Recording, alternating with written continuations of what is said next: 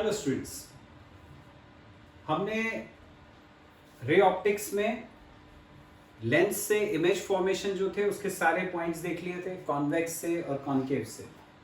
आज हम देख रहे हैं इसका एक बहुत इंपॉर्टेंट टॉपिक, ये है लेंस इक्वेशन, या उसी का दूसरा नाम है थिन लेंस फॉर्मूला।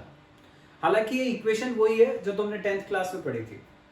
तुमने 10th क्लास में पढ़ा था मिरर फॉर्मूला, वैसे ही लेंस फॉर्मूला था 1/f = 1/v - 1/u। उसी को ये अपन बोलते हैं लेंस इक्वेशन या थिन लेंस फॉर्मूला, क्योंकि वो फॉर्मूला था 1/f = 1/v - 1/u। तो वो किस किस में रिलेशन बता रहा है अपन को? f मतलब फोकल लेंथ, v मतलब इमेज डिस्टेंस और u मतलब ऑब्जेक्ट डिस्टेंस। तो थिन लेंस फॉर्मूला या लेंस इक्वेशन वो होता है जो एक रिलेशन बताता है between focal length, object distance and image distance.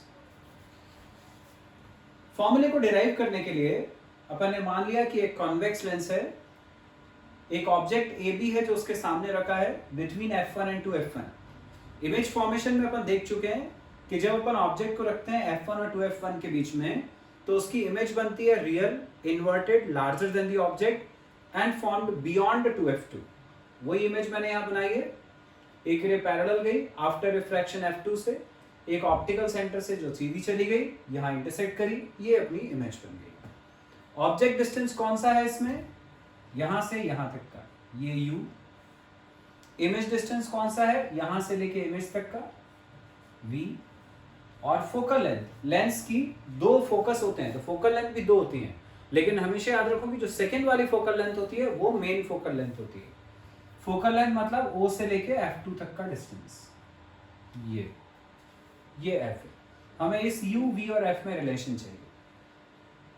सबसे पहले अपन लेते हैं ट्राइंगल AOB और ट्राइंगल A'OB', ये दो ट्राइंगल। इसमें देखते हैं क्या क्या बराबर है। देखो AOB का ये वाला एंगल और A'OB' का ये वाला एंगल, ये दोनों वर्टिकली अपोजिट एंगल्स हैं। AOB का ये वाला एंगल 90 डिग्री है, जबकि A'OB' का ये वाला एंगल 90 डिग्री है। तो दो एंगल इक्वल हो गए। दो एंगल इक्वल मतलब ट्राइंगल सिमिलर। तो ये दोनों ट्राइंगल सिमिलर है। अब सिमिलर ट्राइंगल्स में साइड्स का रेशियो बराबर होता है, तो दोनों के परपेंडिकुलर AB/A', इक्वल टू दोनों का बेस। इसका बेस उसका बेस OB'। तो दोनों के परपेंडिकुलर्स का रेशियो इक्वल टू दोनों के बेस का रेशियो। इसको हमने फर्स्ट इक्वेशन मान लिया। अब हम ट्राइंगल लेते हैं ये वाला QF2O और ट्राइंगल A'/F2B'। इसमें देखना है क्या क्या बराबर है। Angle F2 vertically opposite angle, angle O और एंगल B' 90-90। तो दो एंगल इक्वल, ये ट्राइंगल भी सिमिलर। अब इनकी साइड्स का रेशियो, इसका परपेंडिकुलर QO अपॉन इसका परपेंडिकुलर A'/B' इक्वल टू इसका बेस OF2 अपॉन उसका बेस B'/F2। Second equation. अब फिगर से तुम्हें समझ में आ रहा है कि QO उतना ही होगा जितना AB है। दोनों पैरेलल लाइन के बीच का परपेंडिकुलर डिस्टेंस है, तो इक्वल होगा। तो जहां पर QO है हम उसकी जगह पर AB रख सकते हैं। यहां रखा तो ये हो जाएगा AB upon A'/B' equal to OF2 upon B'/F2। Third equation मान लिया हमने, इसमें QO को AB के बराबर था तो AB रख दिया था। अब फर्स्ट और थर्ड इक्वेशन को देखो, दोनों की LHS सेम है। यदि LHS सेम है तो अपन दोनों की RHS को इक्वल कर सकते हैं। तो from 1 and 3 OB upon O B dash equal to O F two upon B dash F two. अब इसमें हम वैल्यूज रखेंगे साइन कन्वेंशन के साथ। ओ बी क्या है? ऑब्जेक्ट का डिस्टेंस। लेफ्ट साइड में है तो माइनस, तो u रहेगा पर माइनस में, इसको रखेंगे माइनस u।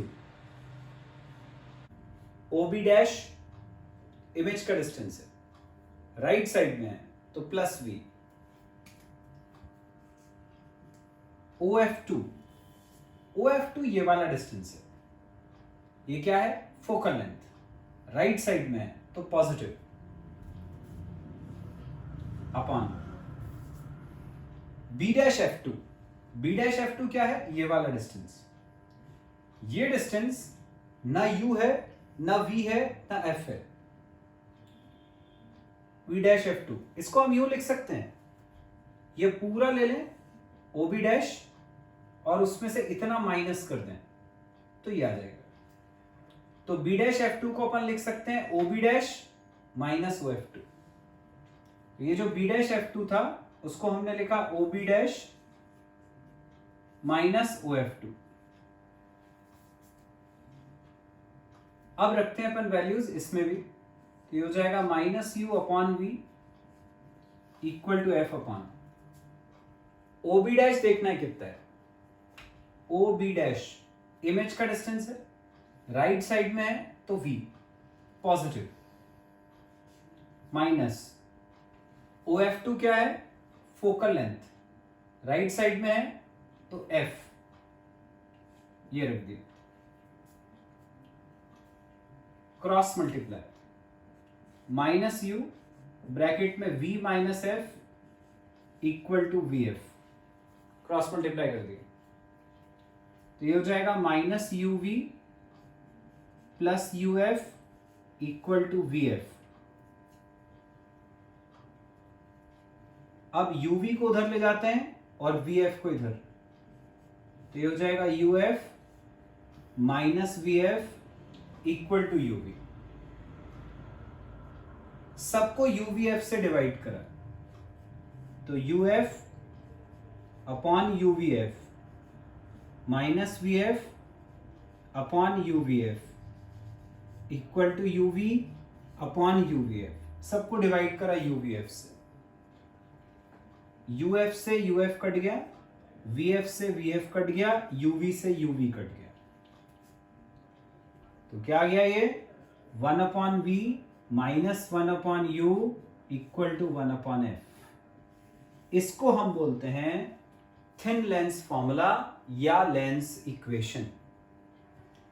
यदि कोई न्यूमेरिकल आएगा तो उसमें तुम्हें ऑब्जेक्ट डिस्टेंस दे दिया, फोकल लेंथ दे दिया, दो चीजें दे दी तो v निकल आएगा।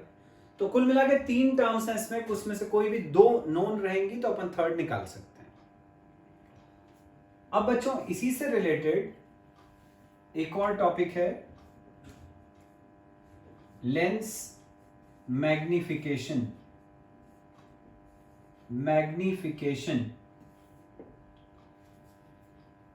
मैग्निफिकेशन को अपन स्मॉल m से डिनोट करते हैं।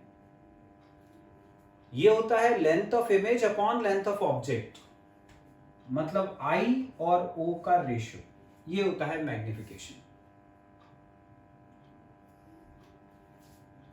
यहां से तुम्हें समझ में आ रहा है कि यदि इमेज रियल हुई,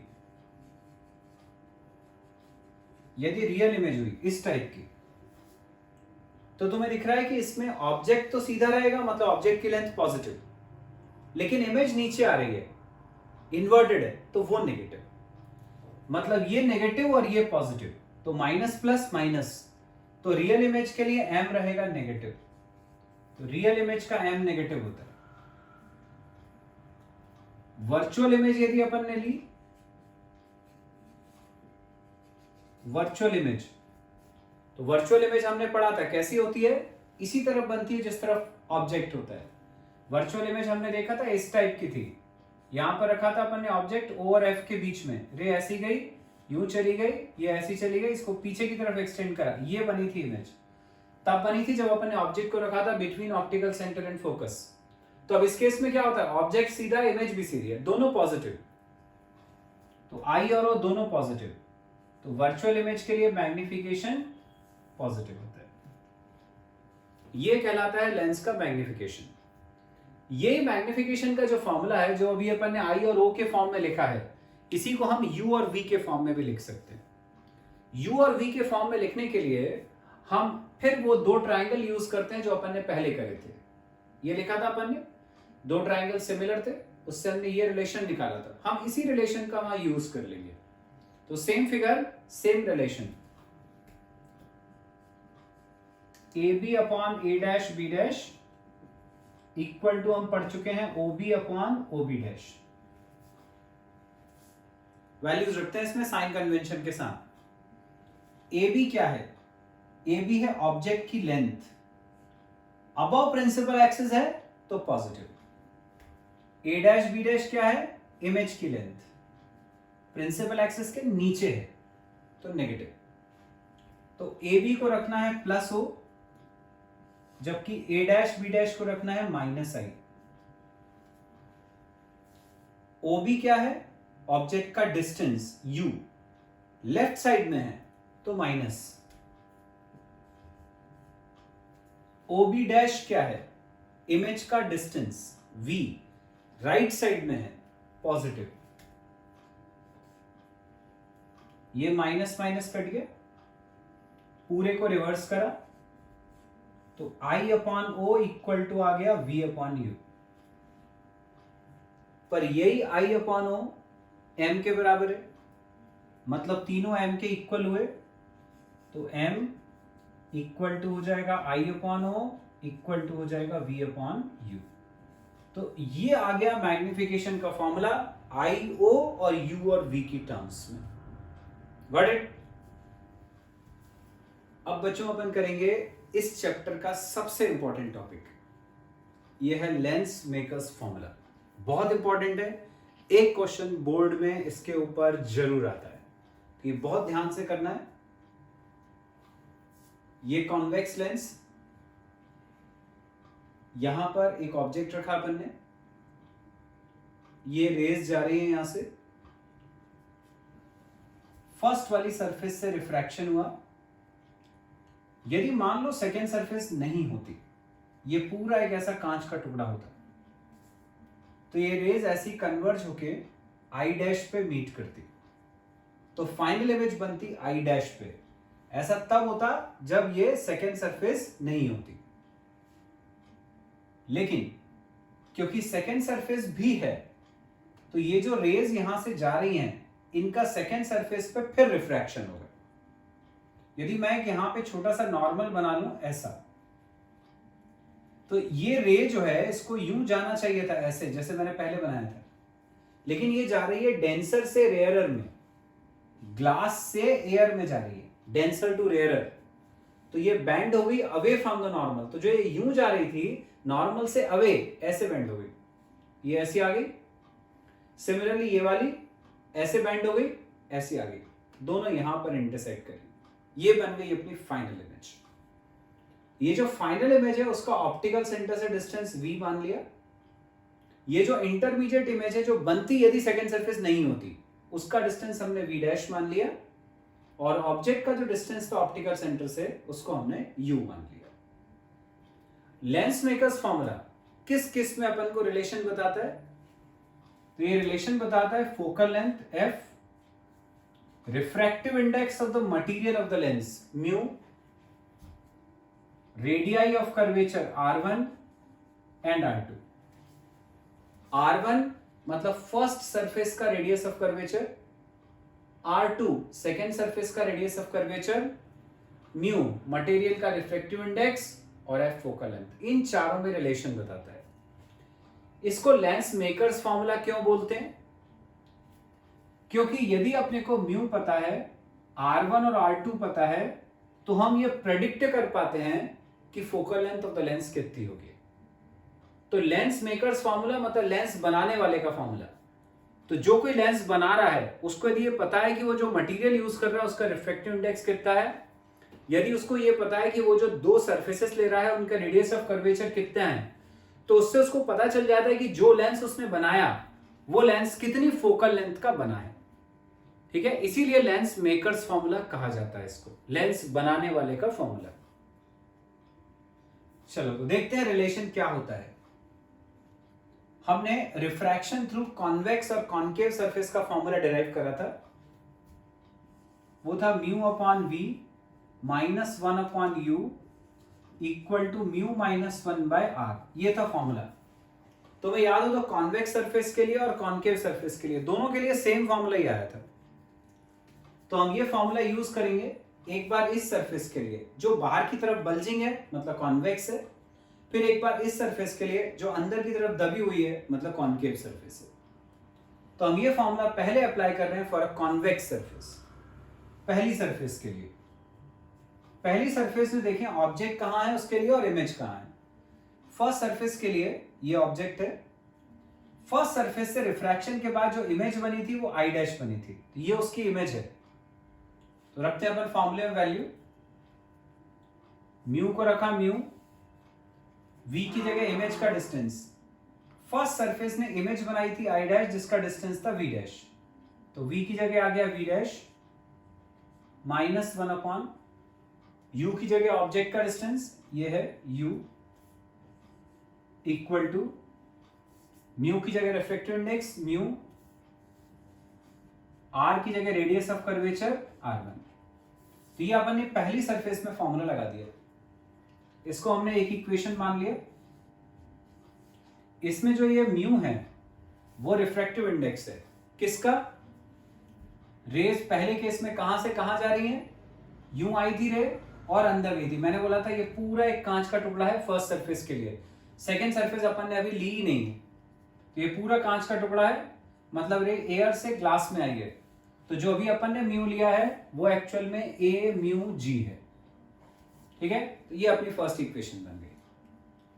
अब अपन लेते हैं सेकेंड सरफेस पे रिफ्रैक्शन। ये जो सेकेंड सरफेस है उस पे जब रिफ्रैक्शन हो रहा है वो सेकेंड सरफेस के केस में देखो रेज कहां से कहां जा रही है। सेकेंड सरफेस के केस में रेज यहां से आ रही है और फाइनल इमेज कहां बन रही है सेकेंड सरफेस के लिए, ये बन रही है आई पे। अब रेज कहां से आ रही है सेकेंड सरफेस पे, यहां से आ रही है। तो अपन इनको पीछे की तरफ एक्सटेंड करके देखें तो इनका ऑब्जेक्ट जो है वो कहां होना चाहिए, यहां कहीं होना चाहिए, लेकिन यहां तो कोई ऑब्जेक्ट है नहीं। तो इन्हीं रेज को यदि अपन आगे की तरफ बढ़ाएं तो ये कहां मीट कर रही हैं, आई डैश पे। इसका मतलब ये जो आई डैश है ये सेकेंड सरफेस के लिए एक्ट करता है एज अ वर्चुअल ऑब्जेक्ट। एक बार फिर से बताता हूं, इंपॉर्टेंट पॉइंट है। सेकेंड सरफेस के लिए ये इंसिडेंट रे है, ये इंसिडेंट रे किस डायरेक्शन में आ रही है, इस डायरेक्शन में आ रही है, लेकिन इस डायरेक्शन में यहां पर कोई ऑब्जेक्ट नहीं है। हमने इसी लाइन में आगे देखा तो आई डैश है, मतलब I dash he second surface के लिए एक्ट कर रहा है एज अ वर्चुअल ऑब्जेक्ट।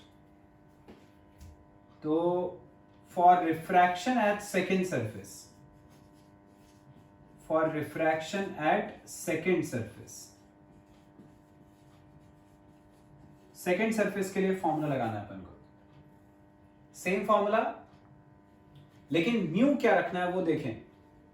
पहले केस में रेज जा रही थी एयर टू ग्लास में, तो जो अपन ने म्यू लिया था वो ए म्यू जी था। सेकेंड केस में रेज कहां जा रही है, ग्लास से एयर में जा रही है, ग्लास से एयर में जा रही है, मतलब इस बार अपन को लेना है G mu A.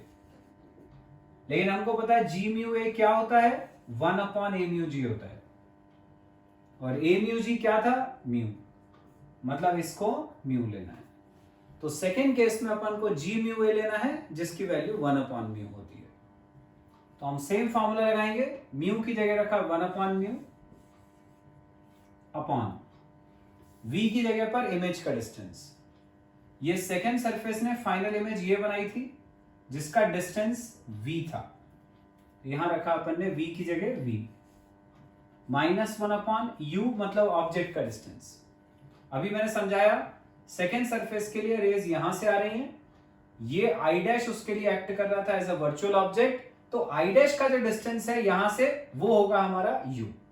I dash का यहां से यहां तक डिस्टेंस कितना था, वी डैश, तो हमें यू की जगह रखना है V dash equal to mu की जगह फिर अभी जैसे समझाया 1/म्यू -1 सेकेंड सरफेस के लिए रेडियस ऑफ कर्वेचर r2, ये सेकेंड सरफेस, इसका रेडियस ऑफ कर्वेचर r2। पूरी इक्वेशन को म्यू से इंटू करा, ये म्यू काटने के लिए, μ/म्यू कट गया 1/v, यहां म्यू से इंटू करा तो μ/v डैश, यहां म्यू से इंटू करा तो 1 -μ/r2। ये हो गई हमारी इक्वेशन नंबर 2। ये दो इक्वेशंस बन गए, दोनों इक्वेशंस को ऐड कर देते हैं, फर्स्ट प्लस सेकेंड ऐड करा तो यहां का μ/v डैश और यहां का μ/v डैश कट जाएगा, तो बचा -1/u प्लस 1/v। 1/v को पहले लिख लिया तो 1/v minus 1/u equal to ये प्लस ये, तो म्यू -1/r1 प्लस 1 -μ/r2 ऐसा आ जाएगा।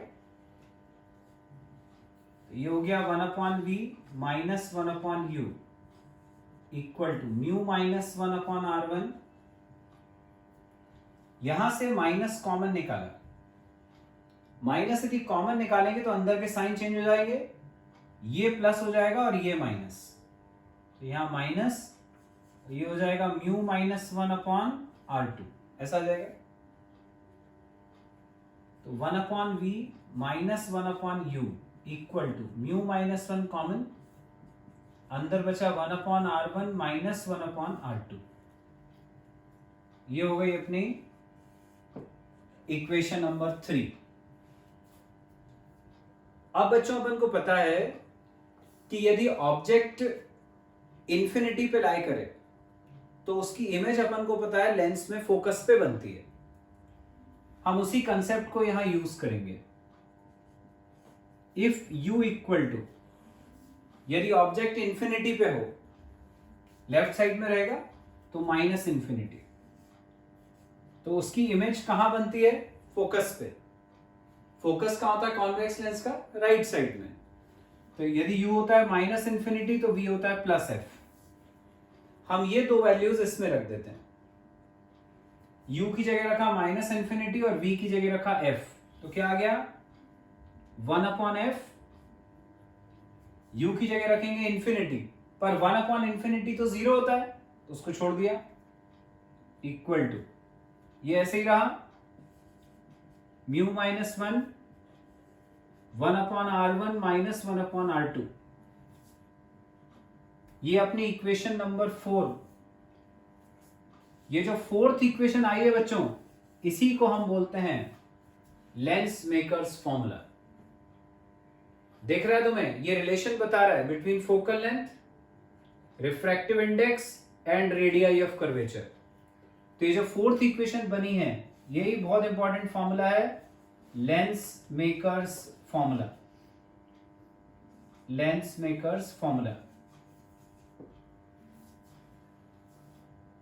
अब फोर्थ इक्वेशन और थर्ड इक्वेशन दोनों को देखो, देखो आरएचएस दोनों की सेम है, इतना पार्ट सेम है, तो 1/f इक्वल टू हम कह सकते हैं 1/v minus 1/u। 1/f equal to हो गया 1/v माइनस 1/u। ये वो इक्वेशन आ गई जो अपन ने भी डिराइव करी थी इससे पहले वाले टॉपिक में, थिन लेंस फॉर्मूला। इसका मतलब हम लेंस मेकर्स फॉर्मूले से ही थिन लेंस फॉर्मूला भी डिराइव कर सकते हैं।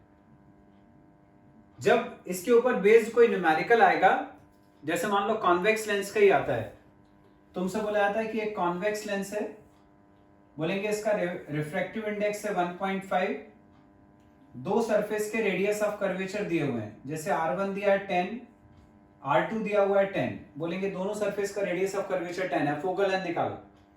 तो यहां वैल्यू रखते समय साइन कन्वेंशन का ध्यान रखना, नहीं तो दोनों 10-10 रखोगे तो ये कट जाएगा, तो 0 हो जाएगी फोकल लेंथ। 1/f की वैल्यू 0, फोकल लेंथ इनफाइनाइट हो जाएगी।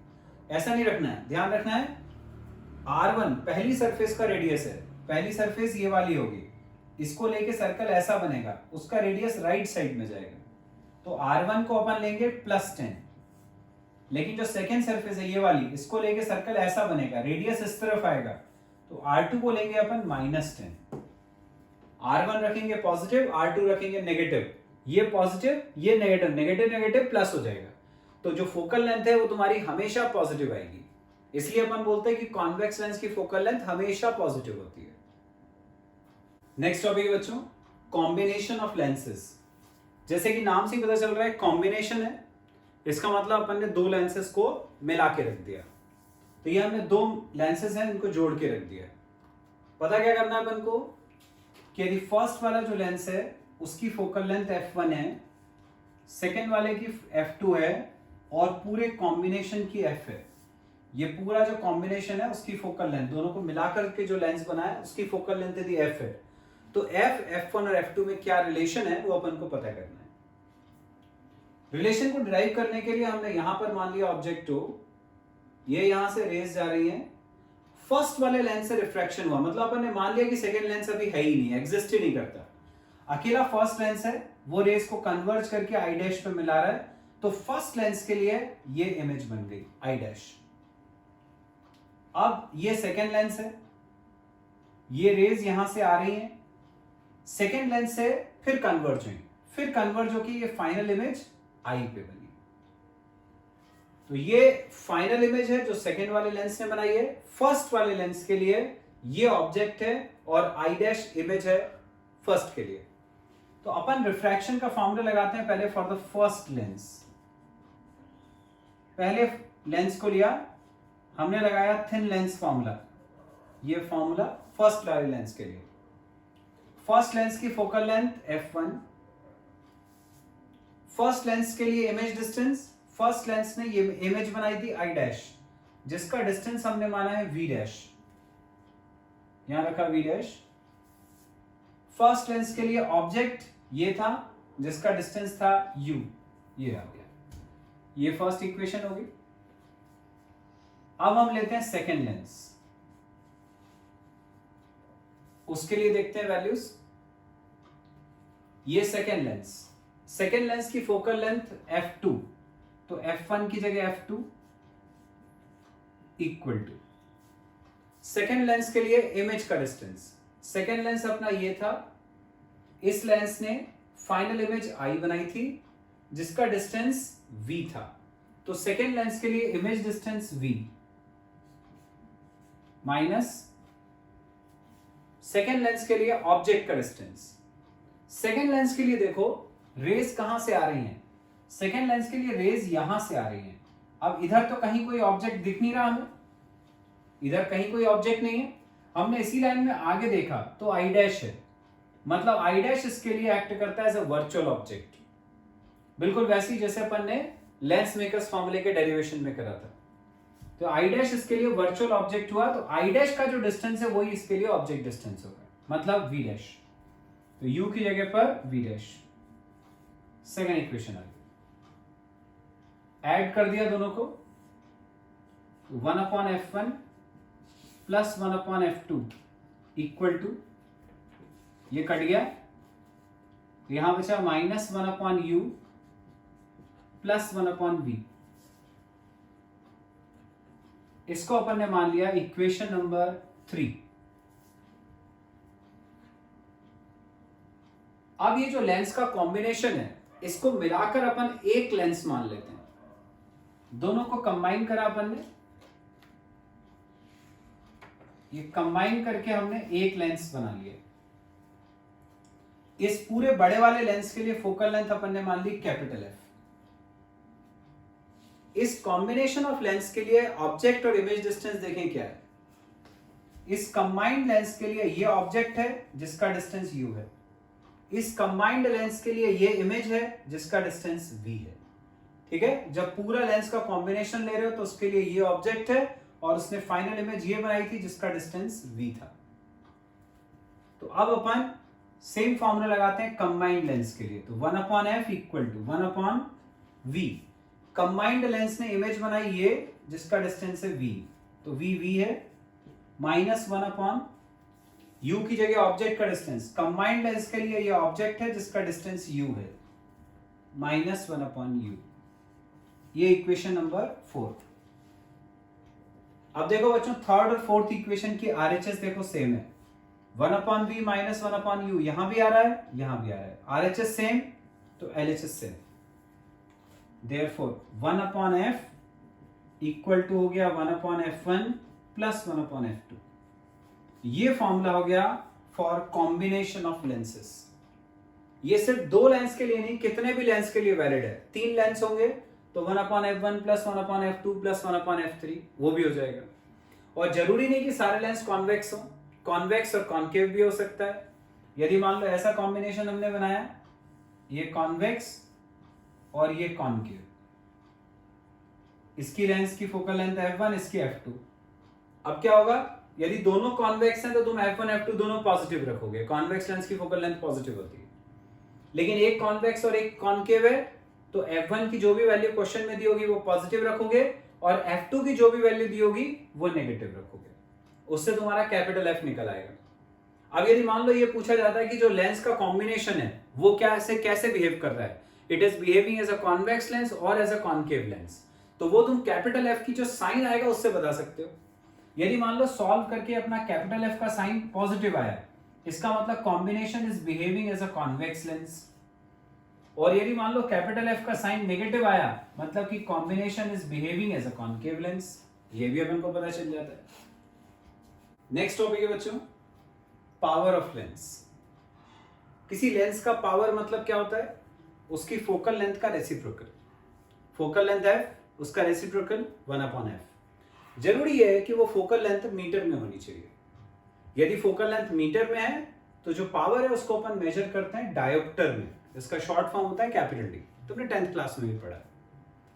तो पावर का यदि अपन फॉर्मूला लिखें तो फोकल लेंथ का रेसिप्रोकल 1 अपॉन f, ये फोकल लेंथ मीटर में होनी चाहिए, पावर का आंसर आएगा डायोप्टर में।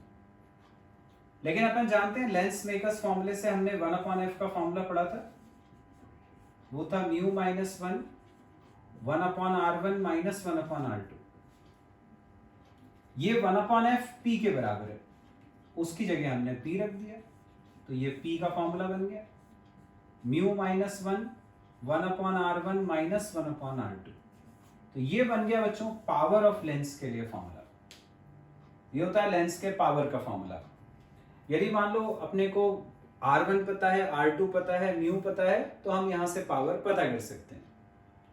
अब यदि मान लो अपन को लेंस कॉम्बिनेशन का पावर निकालना है, लेंस कॉम्बिनेशन के लिए पावर कैलकुलेट करना है, तो हम जानते हैं लेंस कॉम्बिनेशन का फॉर्मूला हमने अभी डिराइव करा, 1 upon f equal to 1 upon f1 plus 1 upon f2। 1 upon f को अपन ने लिख लिया मान लो p कॉम्बिनेशन के लिए, 1 अपॉन f1 को p1, 1 अपॉन f2 को p2, तो ये पावर ऑफ कॉम्बिनेशन आ गया।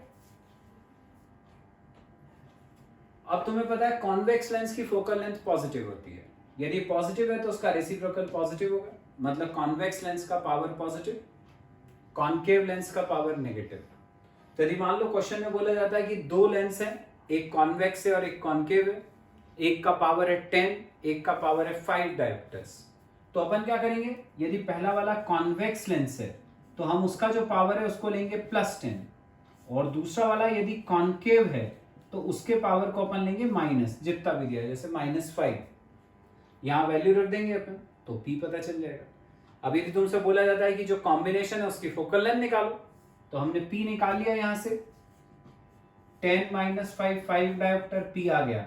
अब p होता है 1 अपॉन f, तो वहां से अपन फोकल लेंथ भी निकाल सकते हैं।